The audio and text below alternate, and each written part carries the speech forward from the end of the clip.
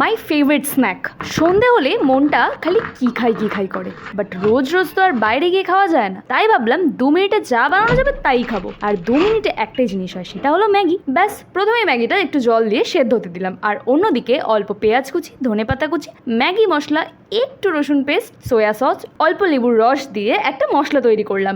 এরপর সেদ্ধ হয়ে যাওয়া ম্যাগিটা সাইডে রেখে 1 চামচ তেল ভালো করে গরম করে মশলাটার উপর দিয়ে সেদ্ধ ম্যাগিটা দিয়ে দিলাম। ব্যাস, তৈরি হয়ে গেল ইজিয়েস্ট অ্যান্ড টেস্টিয়েস্ট ম্যাগি এভার। আমি ততক্ষণ ম্যাগি খাই, আর তোমরা কি করছো? সাবস্ক্রাইব করো ঝটপট।